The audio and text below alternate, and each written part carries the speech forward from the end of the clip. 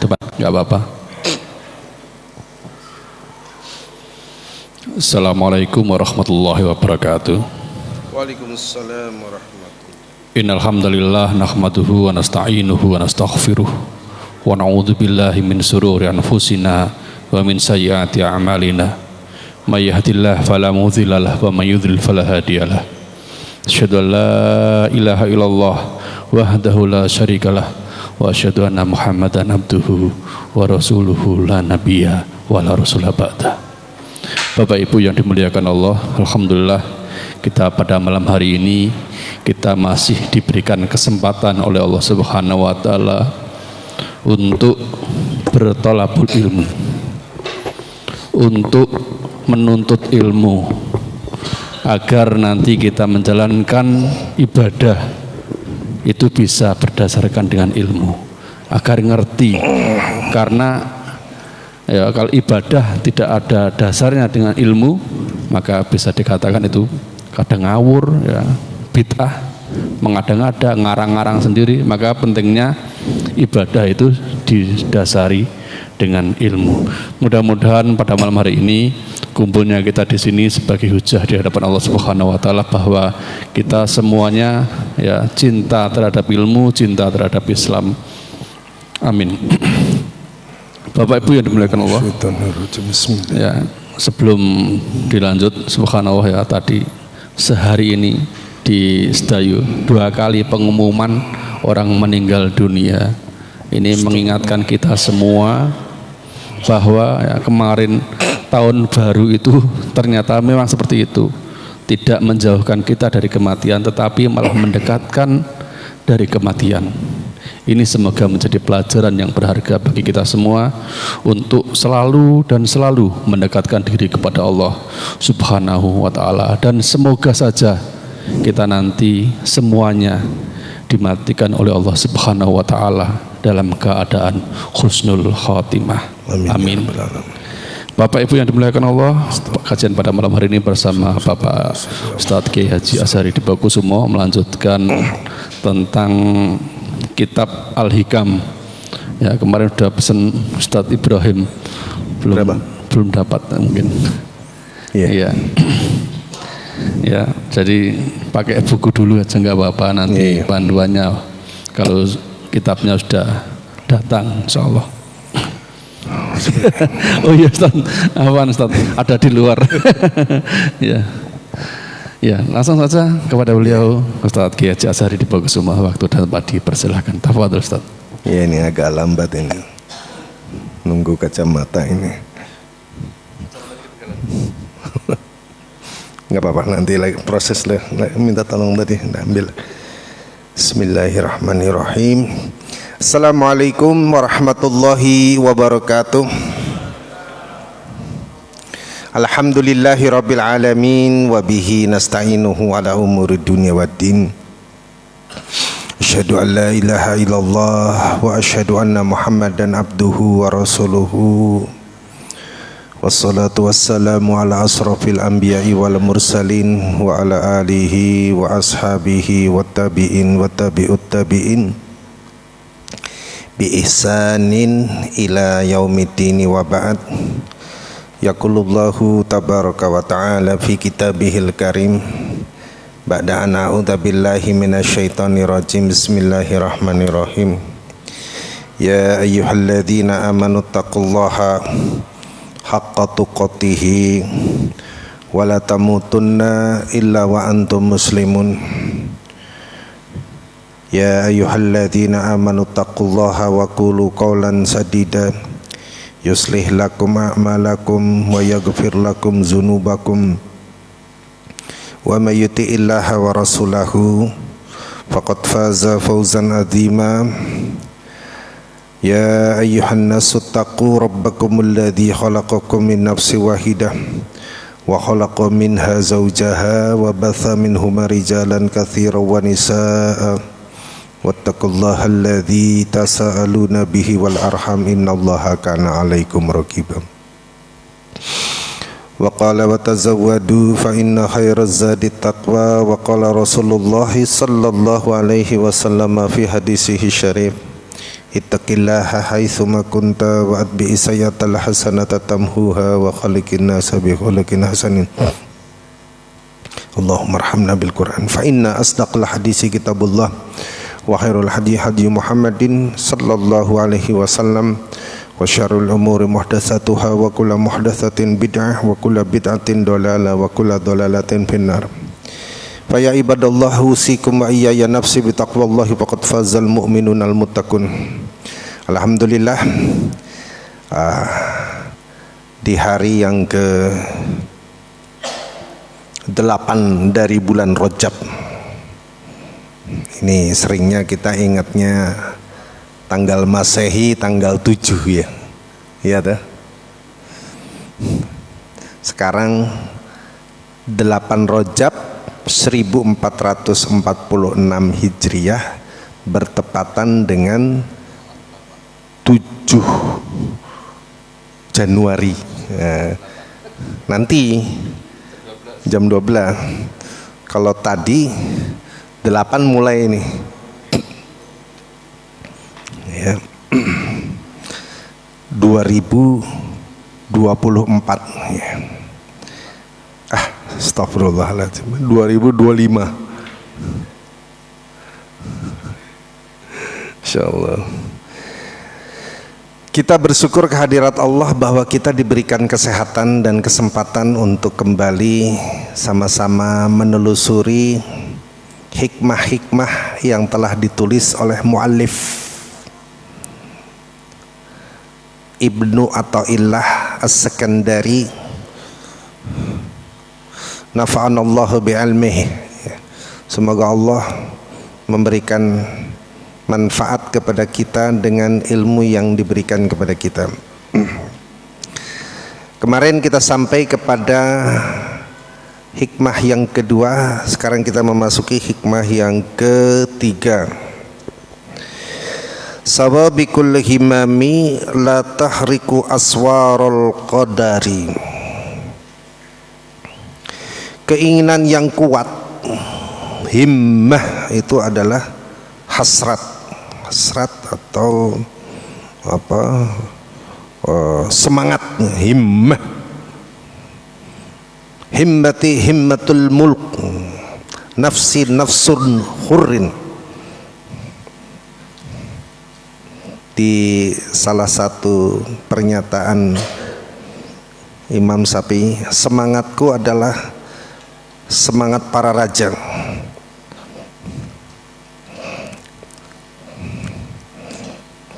Jadi di sini keinginan yang kuat dari manusia berdasarkan ilmu yang dimilikinya, berdasarkan kekuasaan yang dia punya, berdasarkan pangkat atau kompetensi atau kepakaran, profesionalisme dia semata. Kekuatan daripada tekad itu tadi, sawabikul himmam, dari kata-kata himmah, itu la tahriku aswaral qadar, tidak bisa merobohkan, tidak bisa. Tahrik itu merobek. Aswar itu jama' dari surun, pagar. Al-aqdar, takdir. Jadi sehebat apapun manusia memiliki sebuah tekad untuk melakukan sebuah perencanaan berdasarkan SOP, standar operating procedure, istilah di dalam sebuah kegiatan, di dalam setiap instansi apapun, organisasi apapun pasti ada SOP. Nah, sekuat apapun itu tidak bisa ya merobek, merubah pagar daripada takdir yang telah ditetapkan oleh Allah Subhanahu wa taala sebelum kita diciptakan. Ibnu Athaillah As-Sakandari ini melihat bahwa pada masanya itu ada kecenderungan orang menganggap begini, bahwa semua pencapaian yang terjadi sekarang ini adalah hasil daripada perjuangan kita, kesungguhan kita, begitu ya. Nah, itu kembali dengan pembahasan yang pertama ya tadi. Disebut di situ min alamatil i'timad alal amal, kalau seseorang itu sudah bersandar dengan amal, nuqsanur roja, dia harapannya kepada Allah akan hilang, indaru wujudil dzalal, pada kondisi dia lalai. Jadi maksudnya ini saling berkaitan dengan yang pernah kita bahas sebelumnya. Ketika seseorang merasa bahwa semua usahanya akan menghasilkan sesuatu, ya, itu tidak akan terjadi kecuali dengan izin Allah Subhanahu wa taala. Ya. Bahkan saya pernah menyebutkan hadis qudsi, di mana hadis ini terdapat di dalam Arba'in Nawawi yang ke-24. Di situ disebutkan, wa qala Allah Ta'ala, berkata Allah. Di hadis qudsi itu adalah hadis yang disandarkan oleh Rasulullah kepada Allah. Saya sedikit menjelaskan tentang hadis ini, saya ngajar hadis oleh. Hadis itu adalah ma'udhifa, apa saja yang disandarkan ilan nabiyyi, kepada Nabi sallallahu alaihi wasallam, min qaulin, berupa ucapan, au fi'lin, perbuatan, au taqririn, rekomendasi atau pembiaran, au sifatin, atau sifat. Ya, begitu. Itu terbagi menjadi 3. Yang pertama, bi'tibari wusulihi ilaina, ditinjau berdasarkan sampainya hadis itu kepada kita. Ditinjau berdasarkan sampainya hadis itu kepada kita, 1. Yang kedua, ditinjau berdasarkan qabulihi wa raddihi, dapat diterima atau tidaknya hadis tersebut. Yang ketiga, bi'tibari man usnida ilaihi, ditinjau berdasarkan kepada siapa hadis itu disandarkan. Untuk sementara yang 1, 2 ini kita lewatkan, panjang sekali penjelasannya. Kita langsung yang ketiga, bi'tibari man usnida ilaihi, ditinjau berdasarkan kepada siapa hadis itu disandarkan. Terbagi 4, yaitu hadis qudsi, marfu', mauquf, maqtu'. Nah, sekarang ini pembahasannya di hadis qudsi. Hadis qudsi itu hadis yang disandarkan oleh Rasulullah kepada Allah, gitu ya.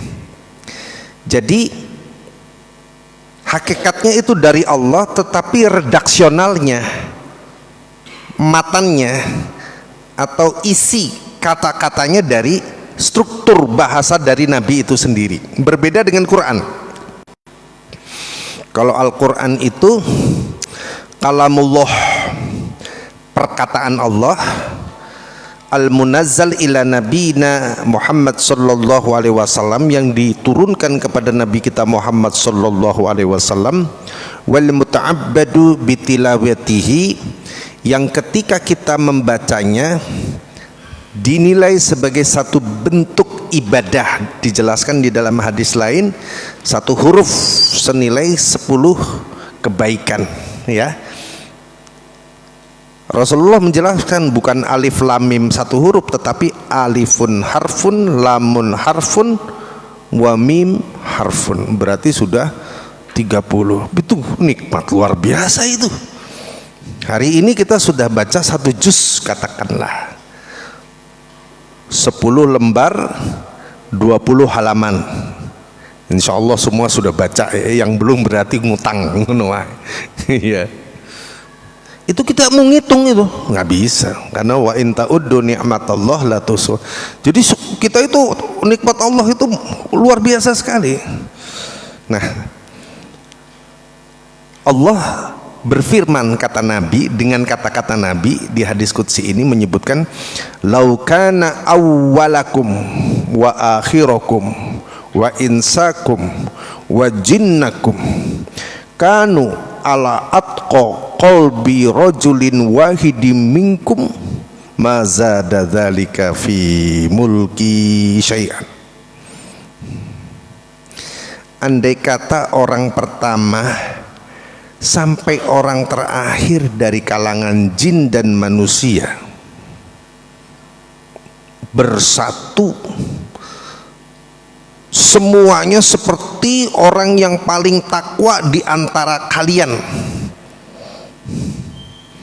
Jadi semuanya bertakwa. Jadi ada orang takwa di zaman Nabi itu, seluruh manusia digambarkan semuanya takwa.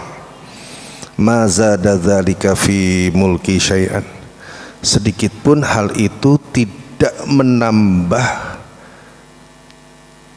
kerajaanku syai'an, sedikit pun.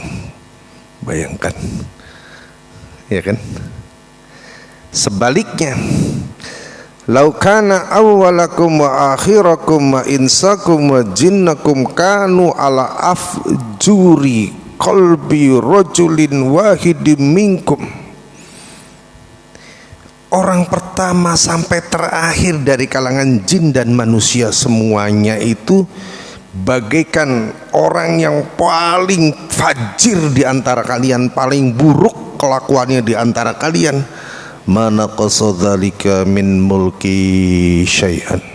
Sedikit pun hal itu tidak akan mengurangi kerajaanku.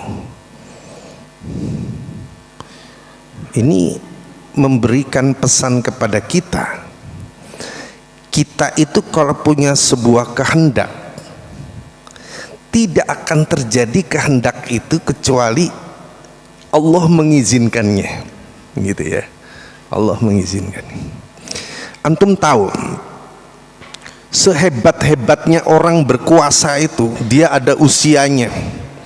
Soeharto berkuasa 32 tahun. Pada tahun 1998, kalau tidak salah 98, berkuasa 30 tahun, selesai. Allahul malikul mulki tu'til mulka liman tasha wa tanzi'ul mulka mimman tasha wa tu'izzu man tasha wa tudhillu man tasha biyadikal khair. Allahu akbar. Allah itu raja segala raja. Dia akan memberikan kekuasaan kepada siapa yang dikehendaki, dia akan cabut kekuasaan dari siapa yang dia kehendaki. Dia akan muliakan siapa yang akan dia muliakan dan akan hinakan siapa yang Allah akan hinakan. Orkestra kehidupan tentang ayat ini terjadi berkelanjutan dari lintasan sejarah kehidupan manusia. Setelah 52 tahun, mulai dari Hafiz Asad sampai Bashar Asad, berakhir di hari Ahad tanggal 8 Desember. Betul?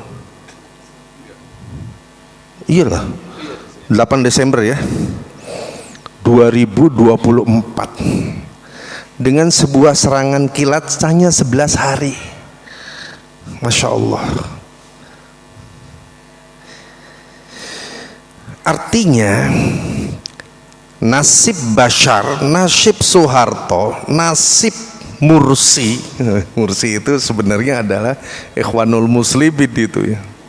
Tapi dia digulingkan, dikudeta oleh Al-Sisi yang sekarang menjadi presiden Mesir. Qaddafi, tidak ada yang kekal.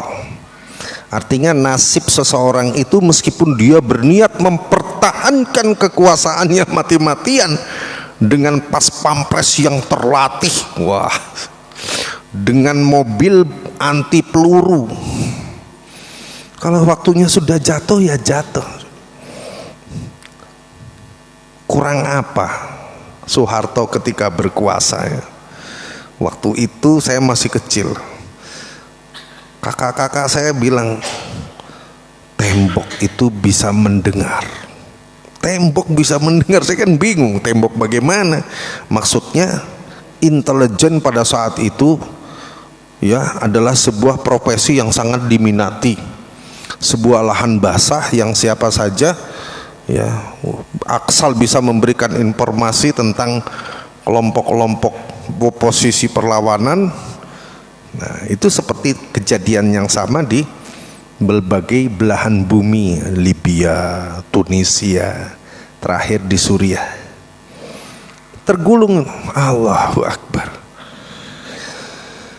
Kita bisa melihat bagaimana dia membangun koalisi. Dia yang saya maksud nih, Bashar al-Assad itu backingnya nggak main-main, Rusia.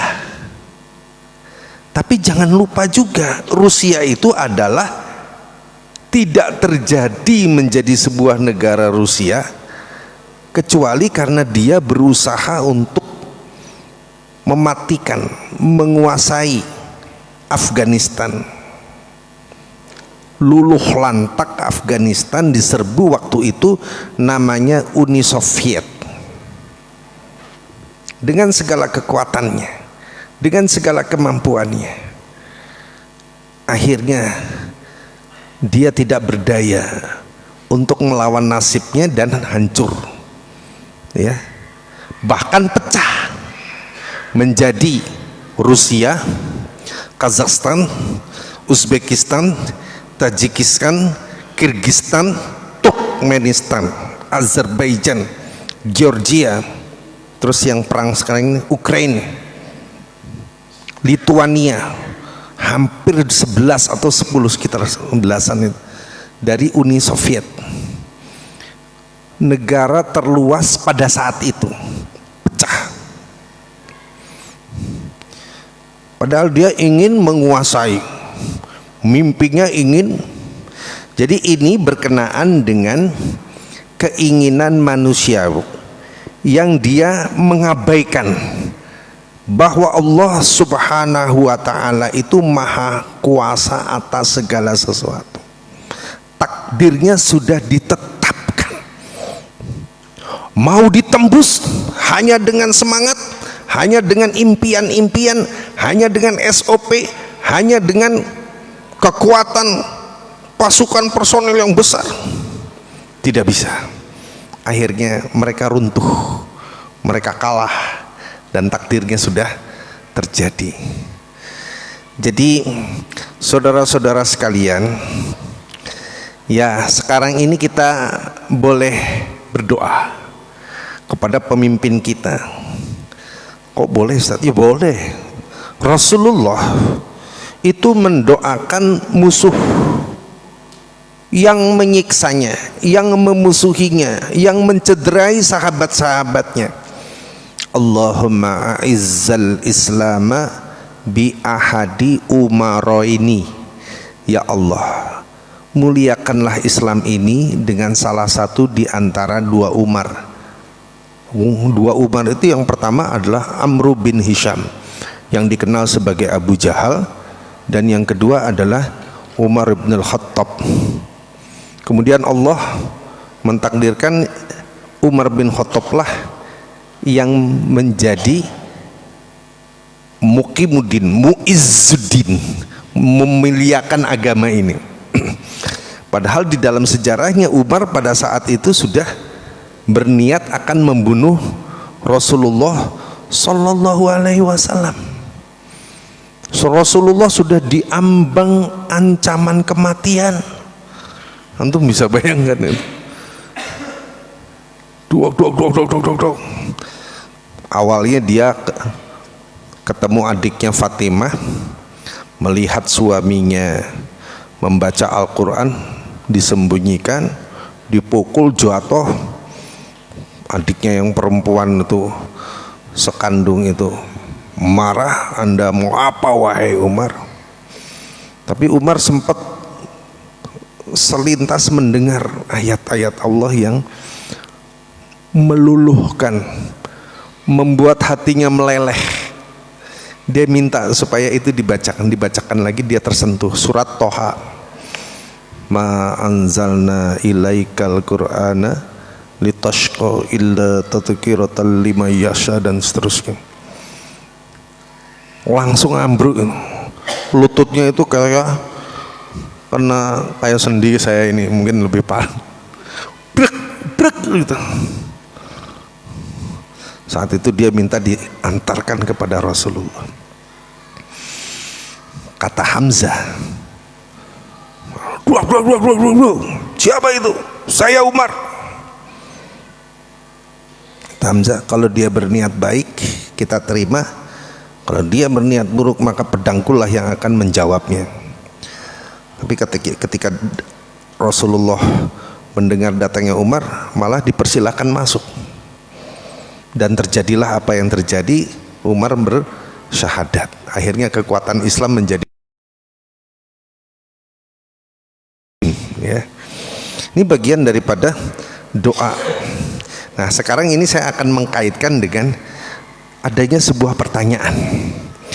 Di sini disebutkan sawabikul himam, begitu kuatnya orang memiliki sebuah perencanaan untuk masa depan dengan segala keilmuan yang dimilikinya, dengan segala kompetensi yang dia punya, dengan kekuatan yang dia miliki, dengan kekuasaan yang dengannya dia bisa mengeluarkan tanda tangan untuk merubah nasib seseorang.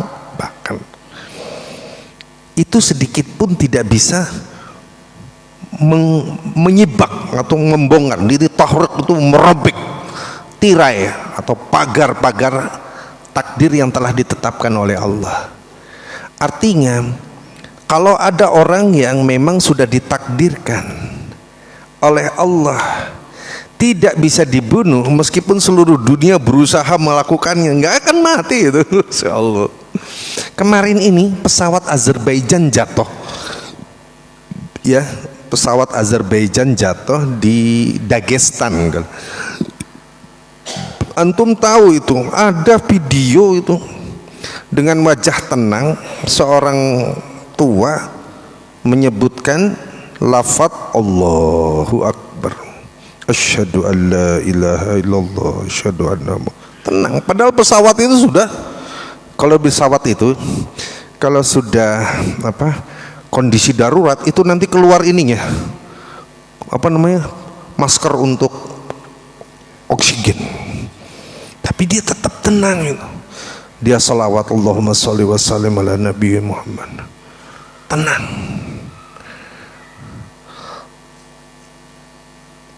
Semua kapal itu meledak, hidup itu. Masya Allah. Kalau antum bicara otak, akal, hitung-hitungan manusia, itu kan ya mati gitu. Tapi ya begitulah takdir Allah. Jadi di sini yang saya maksud, yang dimaksudkan oleh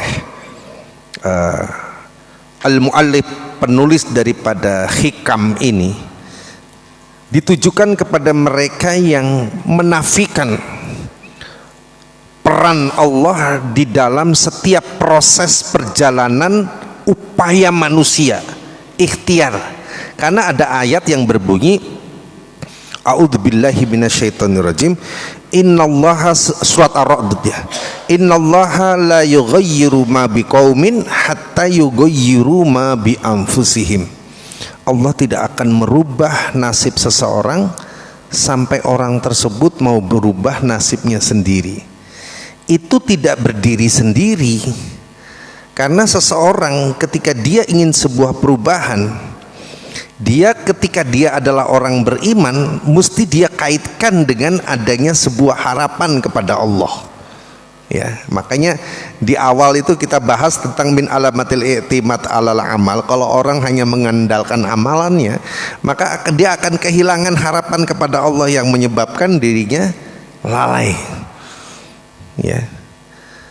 Nah ini, oleh karena itu orang yang terkawal dengan sebuah harapan pasti dia tidak pernah meninggalkan doa. Nah, Maka kalau ada pertanyaan, Ustadz, bukankah doa itu bisa merubah takdir? Benar. Memang betul, doa itu bisa merubah takdir itu. Mungkin kita pernah sama-sama mendengarkan bahwa di zaman Nabi Musa ada seorang ibu itu berdoa. Dia berdoa, kata malaikat, kalau doa itu diucapkan kan makhluk yang ditakdirkan mata tidak bisa melihat itu bisa mendengar apa yang kita ratapi, apa yang kita inginkan. Malaikat bilang gini, loh Bu, ibu itu ditakdirkan mandul loh. Iya, tapi saya akan tetap meminta, saya akan menemui Nabi Musa. Wahai Nabi Musa, engkau kan bercakap-cakap dengan Allah. Ya kalimallah, wahai Nabi yang bisa bercakap-cakap dengan Allah, Nabi Musa itu ya, tolong sampaikan kepada Allah permintaanku, aku ingin punya anak. Kata Nabi Musa, bu wes toh, takbirmu itu gak punya anak, mandul Bu, mandul. Ya sudah, dia balik. Dalam perjalanan pulang dia terus berdoa lagi dalam hening. Dia lirihkan doanya. Dia menyebut ya Rahim, ya Rahim, ya Rahim, ya Rahim. Allah Rahman itu Allah memberi kepada siapa saja, baik orang kafir maupun orang beriman. Tetapi kalau ya Rahim itu hanya diberikan kepada orang-orang beriman, ya, yaitu orang yang apa? Yaitu iman dan Islam, maksudnya hidayah. Hidayah, makanya kita ini jadi orang Islam ini luar biasa, ini sudah nikmatnya luar biasa kita ini. Karena orang yang sudah mengucapkan syahadat, dia sudah mendapatkan insya Allah tiket surga. Tinggal dia memantaskan diri dan bertanggung jawab atas ucapan syahadat. Karena ucapan syahadat itu akan dimintai, akan ditanya gitu, akan ditanya dan diuji. Kemarin kita bahas dalam surat Al-Ankabut bagaimana bunyinya, Mak? Wahum la yuftanun. Apakah manusia ahasiban nasu ayyutraku ayyakulu amanna wa hum la yuftanun? Apakah manusia itu menyangka akan dibiarkan mengucapkan kami telah beriman sementara mereka belum diuji? Walaqad fatanna alladzina min qablihim, sementara kami telah menguji orang-orang sebelum mereka. Fala ya'lamannallahu alladzina shadaqu, dan pasti Allah akan betul-betul mengetahui siapa yang benar ucapannya. Wala ya'lamannal kadzibin, dan Allah pasti mengetahui siapa yang betul-betul dusta. Ya. Nah, orang yang bersyahadat dan beriman ini dia mendapatkan kemuliaan dari hanya yang diberikan kepada orang beriman, yaitu rahim. Ya, orang kafir nggak mendapat rahim dari Allah, dia mendapatkan rahman. Rahman itu ya berupa dunia. Dunia diberikan kepada orang kafir, orang Islam juga dapat. Tapi iman, hidayah, Islam itu rahim, sifat rahimnya Allah. Nah itu dipanggil oleh ibu itu, ya Rahim. Dalam ririhnya dia, kalau bahasa kita di kehinangan malam, dia romantis sekali sama Allah itu. Dia udah kayak kekasih. Ya Allah, engkau pasti ngasih, engkau ini ya pasti. Terus dia karena yakin dan berprasangka baik kepada Allah, dia temui lagi itu Nabi Musa. Wahai kalimallah Nabi Musa, ada perubahan enggak? Update ya, update info ya apa Allah Ta'ala ki apa merubah takdirnya. Nah, Nabi ya karena Nabi dia sudah berkata-kata kepada Allah, bu, yes. Sabar ya bu. Itu berlangsung sampai 3 kali ya Pak ya, kira-kira di dalam kisah itu 3 kali sampai terakhir sudahlah ibu kembali saja. Lama akhirnya, tapi di ibu itu tetap berdoa. Waktu ketika Nabi Musa melihat seorang ibu-ibu gendong anak gitu, loh kaget itu, loh bu, iya ini anak saya. Itu anak adopsi atau anak biologis? Anak biologis ya Nabi Musa, anak biologis. Ya, yang bener orang percaya ada takdirnya itu. Diceritakan bahwa Nabi Musa, saya ini yakin Allah itu kasih sayangnya itu melampaui amarahnya, melampaui takdirnya, dan saya berprasangka baik. Ya seperti kita lah ya.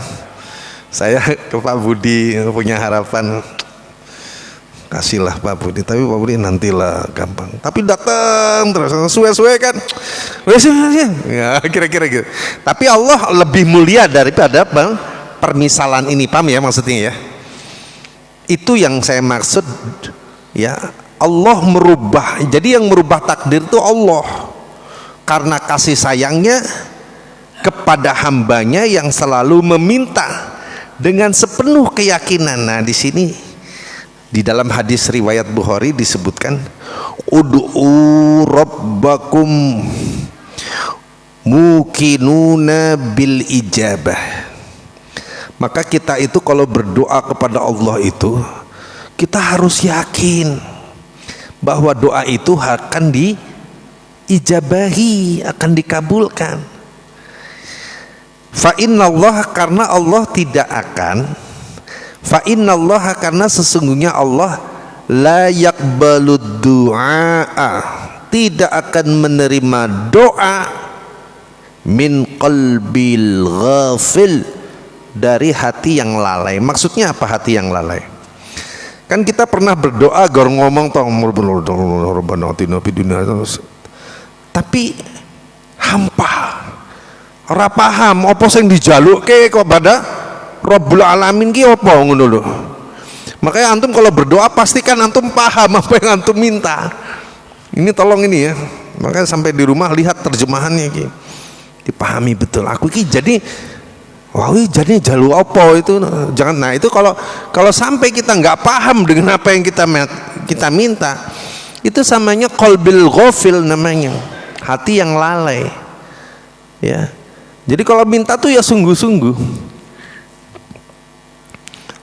Serapi kita menghadap sebuah instansi dengan sebuah harapan, proses urusan administrasi. Kemarin saya ngurusi masalah KTP gitu ya. KTP saya kan mati itu 2017. Naik UUS itu harus pakai KTP. Nah, karena 2017 kan sudah lewat. Terus saya mencoba seumur hidup nggak support sistem digitalisasi hari ini, tidak kompromi, dia nggak pakai kebijaksanaan. Komputer kok pakai kebijaksanaan, ya ora iso no. Gitu. Tolonglah kebijakannya ya ora iso, ya nggak bisa, ya nggak bisa. 2017 so. Akhirnya saya pakai orang lain untuk mengusahakan tiket kereta cepat Jakarta Bandung itu. Nah, kemarin saya ngurus untuk keperluan itu. Ya saya harus sopan toh. Wah, masa apa yang saya inginkan saya atur dengan bahasa yang bagus. Sananya juga sopan gitu. Jadi memang kalau kita berinteraksi dengan manusia itu, kita harus mengedepankan akhlakul karimah, wa khaliqin nasa bi khuluqin hasan. Ini ajaran Islam ini. Tapi kan kita beda prinsip, beda pandangan. Apa masalahnya gitu loh.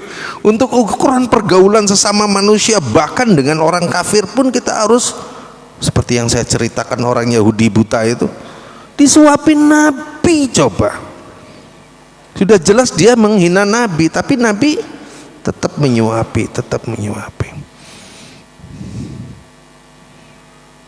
Wa khaliqin nas. Jadi ini, nah kita kaitannya dengan doa ud'u rabbakum mukinan, ya, bil ijabah, yakin dengan ijabah, jawaban dikabulkan oleh Allah Subhanahu wa taala. Innallaha la yaqbalu du'a min qalbil ghafil. Nah, ini penting ini. Apa yang kita minta kepada Allah itu kita paham gitu loh maksudnya. Kalau kita nggak paham, ya nggak gayung bersambut gitu ya.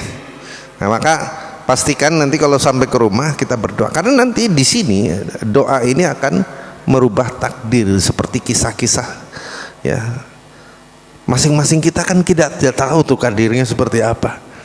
Oleh karena itu kan kita selalu meminta kepada Allah, setidaknya di ujung tarikan nafas kita saat kita menjelang meninggalkan bumi ini, meninggalkan dunia ini, kita husnul khotimah.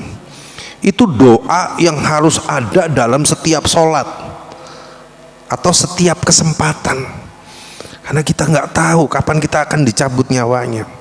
Nah, sawabiqul himami la tahriku aswarul aqdar ini adalah ketika seseorang mengandalkan kemampuan yang diberikan oleh Allah berupa ilmu, kompetensi, kekuasaan, ya, posisi, kekayaan dan lain sebagainya. Dia yakin hal itu semua bisa mewujudkan harapan-harapan. Tunggu dulu, bukan begitu maksudnya. Karena hal itu tidak akan terjadi kecuali Allah menghendaki, baru terjadi. Maka semua keinginan itu meskipun hebatnya orang, ya, la tahriku, apa namanya, di sini disebutin aswarul aqdar, tirai atau perisai atau benteng atau aslinya pagar takdir itu sudah jelas. Nah, tetapi itu bagi orang-orang beriman, kita bisa lobby ke langit, dinego, ya Allah, bagaimanapun Engkau maha pengasih ya Allah, tolong ya Allah hamba-Mu ini ya Allah, akhir hidupnya husnul khotimah ya Allah. Dinego, Allah bisa dinego itu. Nah, doa itu yang bisa merubah. Tapi kalau hanya berdasarkan kompetensi, ilmu, kekuasaan, uang yang melimpah, tidak bisa, ya, tidak bisa. Sudah terbukti kekuasaan hancur, sudah terbukti kekayaan gak bisa dibawa. Kalau kita lihat di YouTube itu berapa mobil itu yang dipunyai Nasat itu, ya, satu aja tuh spionnya sampai sini, spion itu sudah selesai ini pembangunan Putra wis rampung. Pak Budi nggak usah update, ya kan? Nah, kita ini lagi nunggu hujan karena truk gak bisa masuk, becek gitu loh. Spionnya aja Lamborghini, Ferrari, Allahu Akbar. Ternyata kekayaan itu tidak ada apa-apanya, ya. Nah, di saat yang bersamaan Allah menghadirkan sosok-sosok yang memiliki keimanan. Orang-orang yang memiliki keimanan itu, dia tidak pernah merasa dirinya benar selalu, tapi berusaha untuk menggali. Bisa jadi kebenaran ada dari yang lain, tapi bahwa kebenaran Islam sudah selesai sejak awal, itu final. Mau diazan ke dulu bagaimana? Ya,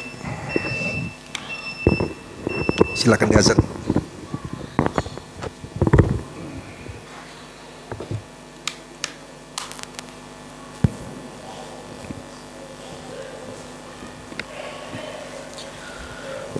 Allahu Akbar,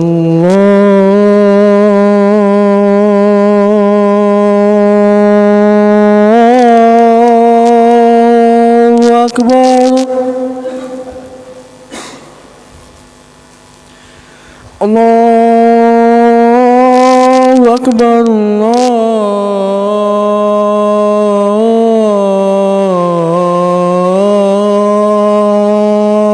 الله أكبر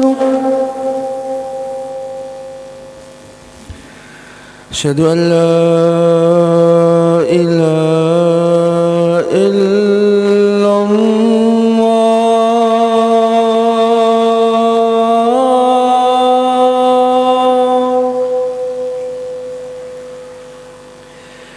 أشهد أن لا إله إلا الله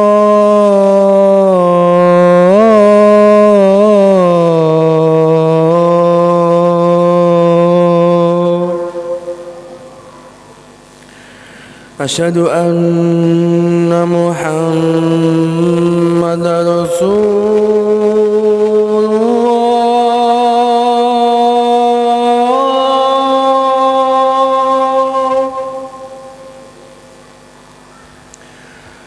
أشهد أن محمدا رسول الله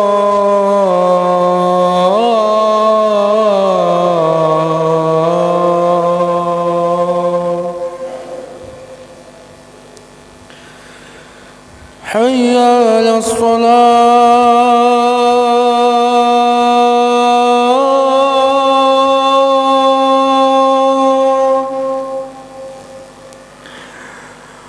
حي على الصلاة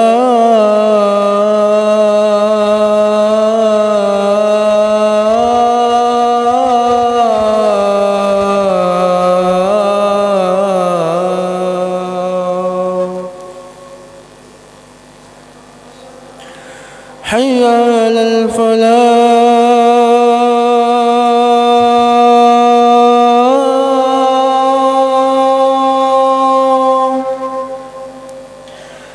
حي على الفلاح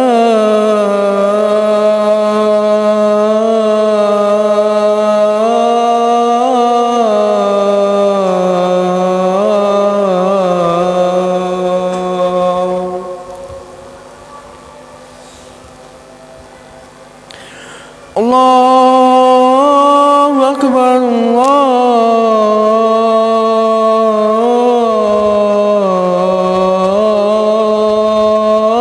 الله أكبر لا إله إلا الله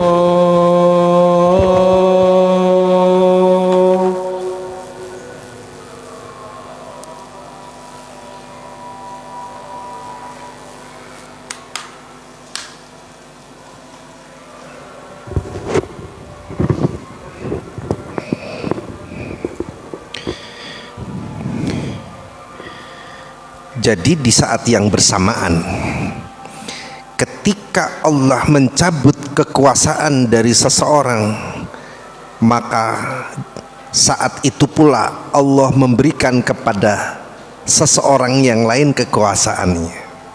Ya, Bashar disingkirkan, lari, datanglah Ahmad Al-Sara yang oleh Amerika kemudian dibatalkan perburuan dan sayembara untuk mendapatkan orang ini, karena dia menampilkan akhlakul kalimah wa khaliqin nasa bi khuluqin hasanin. Nah, kenapa kok mereka juga bersungguh-sungguh nih Ustadz? Mereka melakukan apa yang disebut sawabikul himam, niat melakukan suatu perubahan dari posisi perlawanan dan berhasil. Tentu saja hal itu sesuai dan pasti sejalan dengan sejalan dengan kehendak Allah, dan pasti di dalam proses untuk mendapatkan cita-citanya itu dibalut dengan harapan dan doa. Begitu ya. Maka 52 tahun adalah perjuangan yang tidaklah pendek waktunya, panjang itu. beberapa generasi terjadi pada saat itu, dan Allah memberikannya ya dengan doa dari para mustadafin. Antum paham al-madlum bagaimana doanya? Makbul. Laisa bainahu wa bainallahi hijab. Rasulullah menyebutkan wattaqi da'watal madlum, hati-hati dengan doa orang-orang yang terzolimi. Hati-hati, karena tidak ada antara dia dengan Allah itu penghalang. Doanya berarti dikabulkan. Nah, sekali lagi, mereka yang bersandar hanya berdasarkan amal, maka dia akan kehilangan harapan pada kondisi di mana dia juga akan lalai. Oleh karena itu, Allah tidak akan menerima doa dari orang-orang yang lalai. Nah, supaya bisa diterima bagaimana? Ya bersungguh-sungguh, seperti sungguh-sungguhnya si ibu yang pernah hidup di zaman Nabi Musa, yang ditakdirkan dia adalah mandul, tapi dengan terus berdoa kepada Allah, maka Allah pun mengabulkannya.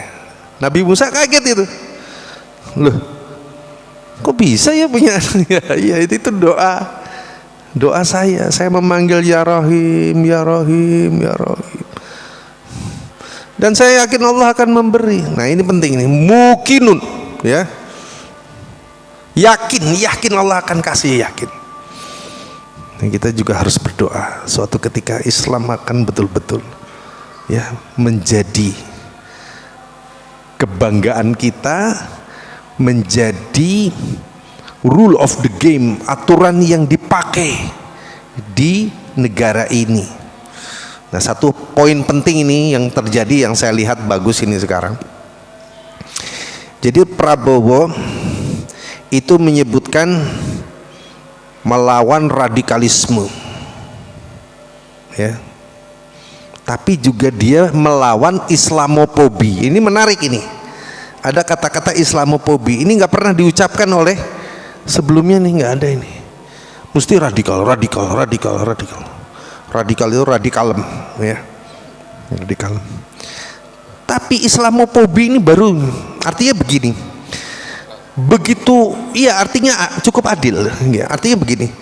Radikal itu memang sesuatu yang dipersepsikan ke arah Islam gitu loh, ekstrim gitu. Cuman jangan lupa dulu radikal itu artinya kan fundamen ya, mendasar. Jadi dulu ketika perjuangan kemerdekaan itu, sebutan penjajah terhadap para pejuang ini adalah fundamentalis, radikal, teroris dan lain sebagainya lah begitu. Nah, Prabowo bagus ini. Terus terang saya jujur ini saya menyatakan, dia menyebut ya jangan sampai ada Islamofobi juga. Jangan sampai ada orang takut kepada Islam, karena Islam itu rahmatan lil alamin, begitu loh maksudnya. Ini penjelasan yang cukup adil. Ini menarik menurut saya. Kedepan harapannya adalah Islam bisa lebih diterima, tidak digambarkan sebagai horor, teroris, itu tidak ada ya. Jadi itulah makna daripada kholiqin nasa bi khuluqin hasanin. Bergaulah dengan manusia itu dengan akhlak yang hasan, akhlak yang baik. Cukup sampai di sini. Silakan kalau ada pertanyaan. Monggo. Ya, demikian tadi yang disampaikan oleh Ustaz Azhari Dipokusumo. Selanjutnya adalah sesi tanya jawab. Takbir! Oh, semangat dong. Lihat Ustaz Dipo ini gawanannya kudu takbir. Ya. Monggo. Silakan. Assalamualaikum warahmatullahi wabarakatuh. Waalaikumsalam warahmatullahi wabarakatuh. Jazakumullah. Terima kasih atas waktunya. Saya hanya memprolog ke belakang, mengevaluasi dari tahun yang sudah kita lalui kemarin 2024, sekarang sudah masuk di tahun 2025. Bolehkah saya ini mengevaluasi ulama yang ada di Sedayu? Karena Sedayu ini banyak pondok, tapi moralitasnya ini krisis moralitas. Bahkan kalau saya pribadi ini, mohon maaf, saya menilai adalah keterpurukan seperti tergadaikan. Mungkin di sini ada beberapa teman saya yang mungkin tidak sependapat, tapi saya tahu persis, karena seperti kita kehilangan induk, seperti kita sudah tidak punya ulama yang sepuh, ulama yang tua yang bisa memberikan pencerahan. Saya hanya bisa mengadunya di Masjid Al-Ikhlas ini, tempat saya selalu mengaji di sini, selalu mendengarkan Ustadz Hambal, dan sekarang waktunya Ustadz Dipo. Ini saya berhadapan langsung dengan Ustadz Dipo. Saya minta pencerahan. Karena apa? Kita sepertinya sudah dicengkram oleh salah satu penguasa yang mempunyai kekuasaan besar. Bahkan yang akan datang pun mungkin ya ini akan semakin parah kalau ini tidak dibangunkan para ulama ini. Banyak majelis taklim, mohon maaf, saya ini entah bisa dikatakan bertanya atau mengadu dan curhat. Bertanya dan curhat lah. Ya monggo. Nggak apa-apa. Kita secara umum saja. Iya. Karena nanti ini saya butuh pencerahan. Mungkin tidak ada yang mengatakan seperti ini, baru saya mungkin. Karena saya tahu persis.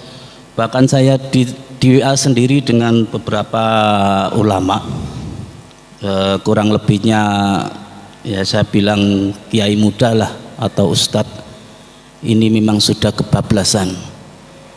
Mohon maaf, Pemdes kita, saya sudah mengatakan ini ya, ini sudah, saya tidak bisa mengatakannya. Mestinya ulama itu bisa menghentikan apa yang sudah dilakukan oleh pemerintah desa.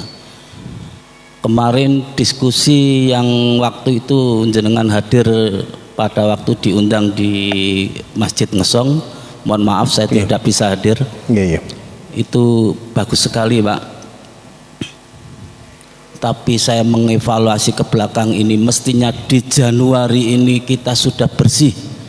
Kita mengevaluasi ini justru bukan umatnya yang rusak, tapi saya menyebutkan adalah ulamanya. Mohon maaf, tidak semuanya ulama.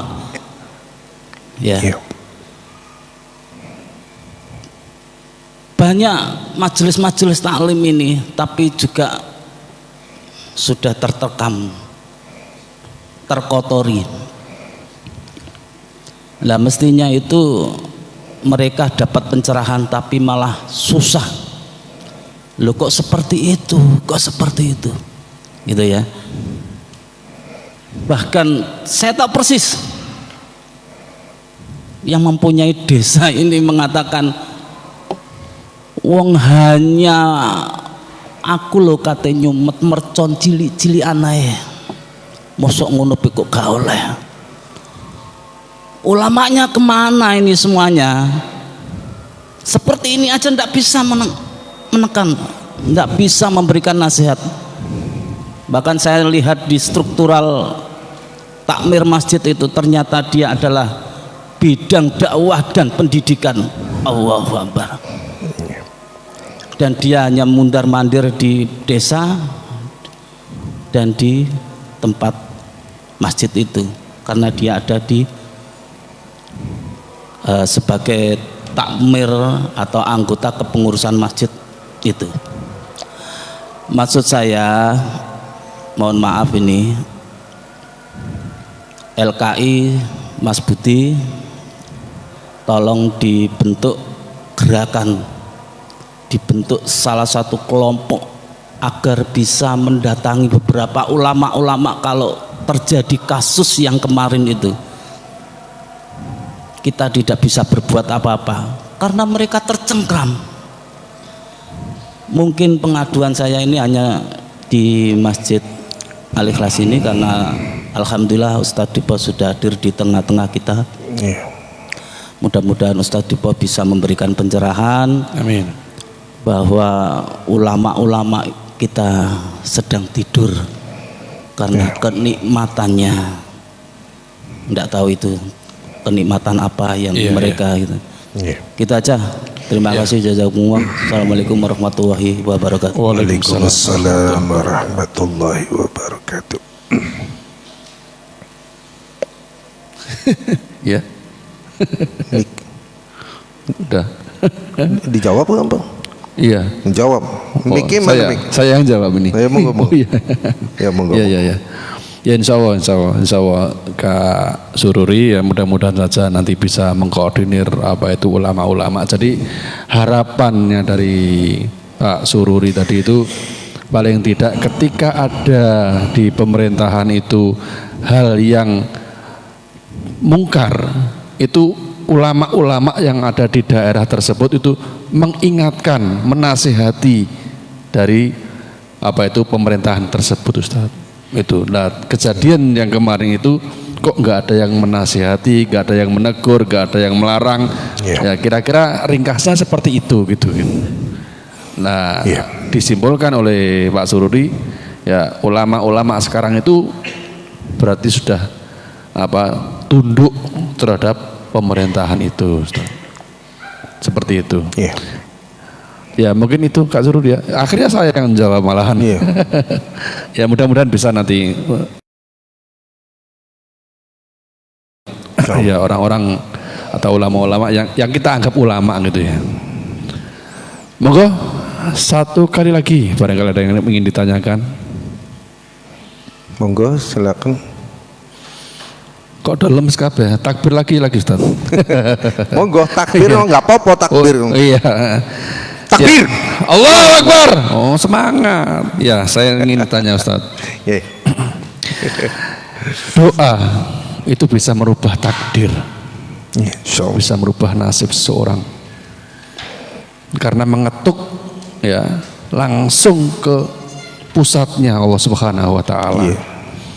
Tadi antum menyebutkan bahwa ketika kita berdoa tidak paham apa yang kita ucapkan itu kurang koneks. Pertanyaan saya, apakah lebih baik kita berdoa pakai bahasa Indonesia, kita lebih paham terhadap apa yang kita ucapkan, atau tetap pakai bahasa Arab? Walaupun kita nggak paham. Begitu Ustaz. Baik. Di dalam pembahasan khutbah Jumat kemarin pada tanggal 4 Rajab bertepatan dengan 3 Januari, saya mengutip pernyataan atau hadis mauquf. Mauquf itu dari tabi'in, dia sandarkan kepada sahabat ya, berupa perkataan dan perbuatan. Intinya perkataan sahabat Ali bin Abi Thalib yang mengatakan, siapa yang hari kemarin atau hari yang akan datang, hari ini lebih baik daripada hari kemarin, dia robeh. Hari ini sama saja rugi. Hari lebih jelek ya, maka dia akan rugi, ya. Mal'un dilaknat.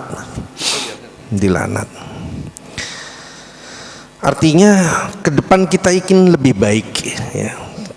Kita ngaji ini udah lama loh, ya. Udah lama. Kalau kita masih tetap aja nggak meningkatkan, malah mundur, mau dibuat bahasa Indonesia kan, ya apa sih? Jadi lepas dari itu semua, Allah itu bahkan kerentak hati kita tuh tahu kok. Ya, saya yakin ya, suatu ketika saya pernah di lapas Lamongan. Saya keluar jam 7, sel dibuka, biasalah gembok besi ketemu pintu besi kan suaranya keras, keluar bawa sampah. Di tempat sampah saya buang, saya lihat ada sunduk sate. Ini batin saya waktu itu, ya Allah enak sekali ini sate, Masya Allah. Padahal Sunduknya batin. Seperti biasa sekitar jam 10 masuk lagi, dikunci. Tapi dari posisi saya duduk di pintu di dalam sel itu, saya bisa lihat gerbang. Berharap anak dan istri saya datang, tapi hari itu tidak ada yang datang. Ya sudah, azan berkumandang, saya sholat, saya baca Quran, baca buku. Sipir datang, Ustaz habis sholat ya? Iya. Ini tadi ada yang mau besuk, terus waktunya udah nggak bisa lagi besuk, ya terpaksa saya tolak. Ya nggak apa-apa, aturannya gitu, gimana lagi, saya bilang. Tapi ini ada titipan, Ustaz. Oh iya, saya buka sate.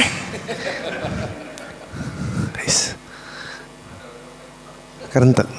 Aku orang ngomong loh, cuman yo nggak pakai bahasa Indonesia Pak, yo nggak bahasa Arab juga. Yo. Padahal yang dilihat itu tusuknya pentol. Di HP kan ini cerita aja, ini apa, nikmat ya, nikmat Allah ya, kita perlu diceritakan. Bukan karena saya istimewa, enggak, itu sekali lagi itu pertolongan Allah. Kan ada HP, ada di bawah HP saya, HP. Pulsanya habis. Ya Allah, gimana ini? Ya kan nyebutnya Allah kan, tapi kan lirih, bahkan tidak terucap itu. Saya taruh, tahu-tahu baru naruh ada cahaya tuh kan, C35 Ericsson yang ada sungutnya itu. Yang bisa buat korek kuping ini, HP kawitan. Nyala tuh layar yang, ya layarnya cuman kecil segitu. Nyala, tek. SMS masuk, pulsa masuk. Bayang lagi cerita lah, waktunya mau habis soalnya kita mau sholat isya. Maksud saya begini, rajinnya kita berkomunikasi dengan Allah dengan baca Quran itu jangan dibiarkan ada di lemari doang, bukalah ya, baca doa, nikmati doa itu ya. Terus kalau ada usulan bisa, tapi itu kan mundur gitu namanya. Padahal hari ini harus lebih baik dari hari kemarin kan, apalagi sekarang istilahnya kalau pakai miladi tahun baru. Masa nggak ada perubahan? Ya, artinya jawaban saya boleh pakai bahasa Indonesia, tapi itu langkah mundur. Jelas ya? Harusnya maju. Bahasa yang dungo Arabiku, yo dipahami, yo dihafal kene iso. Baru kita hari ini lebih baik dari hari kemarin. Itu maksudnya begitu ya. Jadi monggo kita terapkan ini supaya yo jalo ya sungguhan temenan gitu dan yakin. Nah ini penting ini. Dan lihat buktinya nanti Allah pasti akan ijabah. Tetapi ingat, ini ada satu yang penting. Antum nanti akan diuji oleh Allah. Ujiannya apa? Belum ada pengabulan. Sampai bahkan antum wafat. Tapi di sana tiba-tiba antum disediakan bergunung-gunung kekayaan. Bingung itu. Ya Allah, apa yang saya lakukan di dunia? Aku hanya berdoa. Tapi kok aku dapat seperti ini? Inilah doamu yang ditunda pengkabulannya di saat ini. Istilahnya jamak takhir. Ya. Kalau begitu alangkah baiknya doa-doa saya itu ditunda semuanya aja.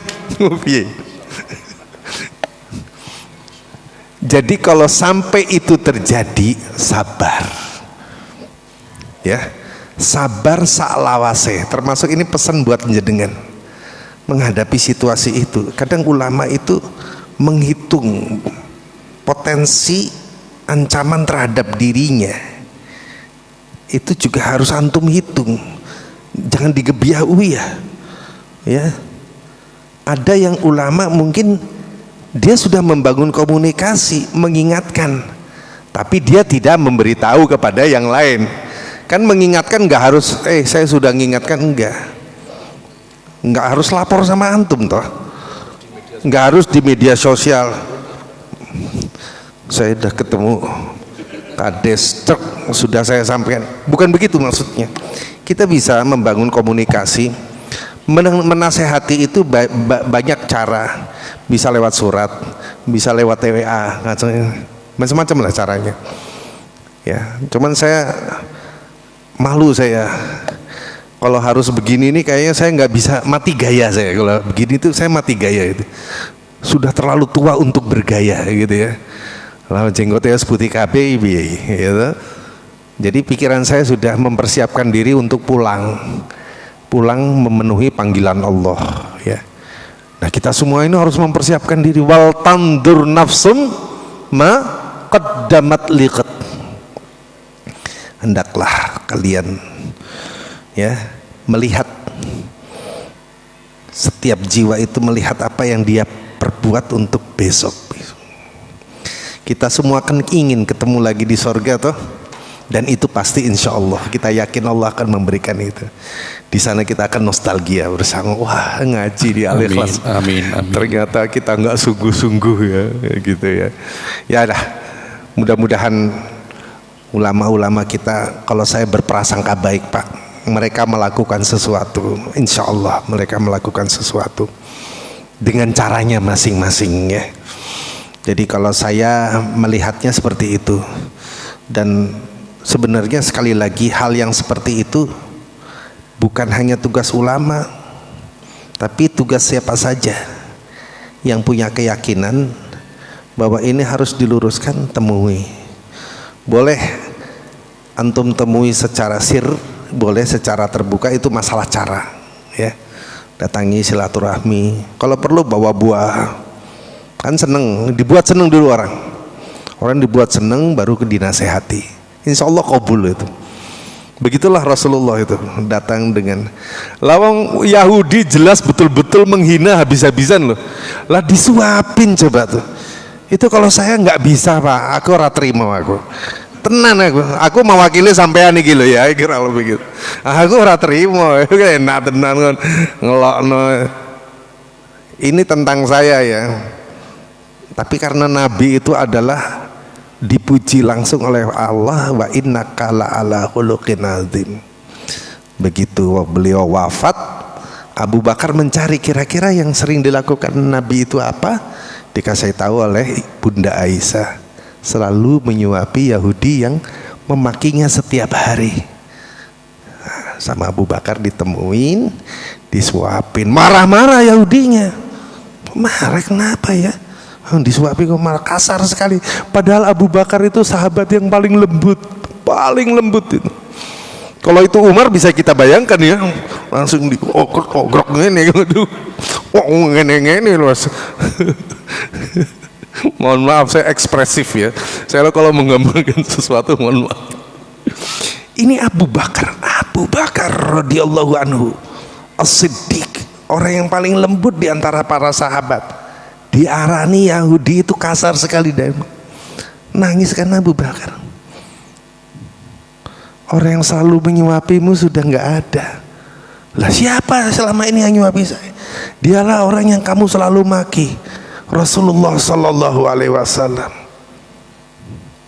Nah, kelembutan Nabi ini meskipun dia sudah wafat, akhirnya Yahudi itu masuk Islam. Wah, akhlak Nabi ini kalau diungkap nggak habis-habis, bikin kita jatuh cinta terus nih. Dan bagus sekali itu kalau diungkap itu. Indahnya Nabi kita yang akan kita jumpai nanti di Telaga Maut. Tidak ada yang layak bagi kita kecuali mengikutinya. Laqad kanat lakum fi Rasulillahi uswatun hasanah liman kana yarjullaha wal yaumal akhir wa dzakarallaha katsira. Masya Allah, semoga kita dipertemukan oleh Allah dengan Rasulullah Sallallahu Alaihi Wasallam. Tapi kita harus memantaskan diri loh. Masa kita nggak memantaskan diri?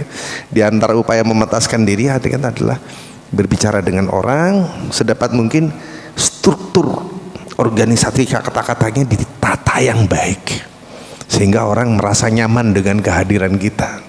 Demikian yang dapat saya sampaikan. Aku qouli hadza wa astaghfirullah li wa lakum wa li sairil muslimin wal muslimat min kulli dhanbin wastaghfiruhu innahu huwal ghafurur rahim. Wabillahi taufiq wal hidayah walhamdulillahi rabbil alamin. Assalamualaikum warahmatullahi wabarakatuh. Waalaikumsalam warahmatullahi wabarakatuh. Demikian tadi yang disampaikan oleh Ustaz Kiai Haji Azhari Dipakusumo. Kita tutup pertemuan kita pada malam hari ini dengan bacaan alhamdulillah dan doa kafaratul majelis. Alhamdulillahirabbil alamin. Subhanaka Allahumma wa bihamdika asyhadu an la ilaha illa anta astaghfiruka wa atubu ilaik. Mohon maaf kalau ada kesalahan. Assalamualaikum warahmatullahi wabarakatuh.